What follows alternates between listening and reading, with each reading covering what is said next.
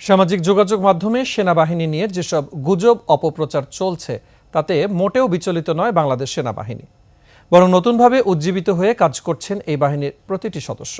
এছাড়া বিভিন্ন স্থানে কালো বা উগ্রবাদী পতাকা নিয়ে মিছিলকারীদের প্রতিরোধে কাজ করছে সেনাবাহিনী। রিপোর্টে জানাচ্ছেন দীপু শিকদার। সেনাবাহিনীর কার্যক্রম জানাতে এই সংবাদ সম্মেলন। জনগণের মধ্যে সচেতনতামূলক কার্যক্রম পরিচালনা করা হয়। ব্রিফিংয়ে মিলিটারি অপারেশনস পরিদপ্তরের স্টাফ কর্নেল শফিকুল ইসলাম জানান, গত ২ মাসে ২৩২টি অরাজক পরিস্থিতি নিয়ন্ত্রণ করা হয়েছে। এই সময় গ্রেফতার করা হয় ২৪৫৭ জন সন্ত্রাসীকে। এখন পর্যন্ত গ্রেফতার করা হয়েছে ৮,০০০, আর অস্ত্র উদ্ধারের সংখ্যা ২,০০০। ঝুঁকিপূর্ণ পরিস্থিতি নিয়ন্ত্রণ করেছে। ধারাবাহিকভাবে সেনাবাহিনী নিয়ে যেসব গুজব আর অপপ্রচার চলছে তাতে মোটেও বিচলিত নয় বাহিনীটি, জানান এই কর্মকর্তা।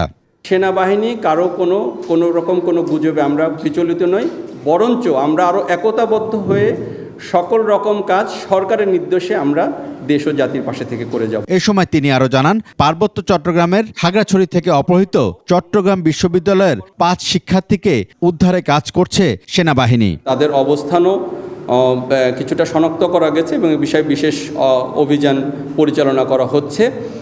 আর এই মুহূর্তে পার্বত্য চট্টগ্রামে আমাদের যে নিরাপত্তা অবস্থা ভালো, এটা এই ৫ জনকে ধরার জন্য আমাদের নিরাপত্তা ব্যবস্থার কোনো তেমন ডেন্ট হয়নি।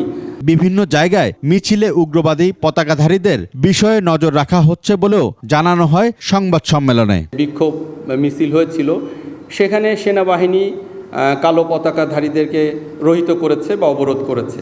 আসলে কালো পতাকাধারী হলেই যে সে জঙ্গি, এটা কিন্তু কোনো প্রমাণ আমরা এখনো পাইনি। তবে এ বিষয়ে সেনাবাহিনী সোচ্চার আছে। সেনাবাহিনী সরকারের নির্দেশনা মেনে কাজ করছে। যতদিন প্রয়োজন হবে সেনাবাহিনী মাঠে দায়িত্ব পালন করবে বলেও জানানো হয় সংবাদ সম্মেলনে। সরকারের নির্দেশিত যে কোনো দায়িত্বই আমরা পালন করে আসছি এবং পালন করে যাব। দীপু শিকদার, ২১শে টেলিভিশন, ঢাকা।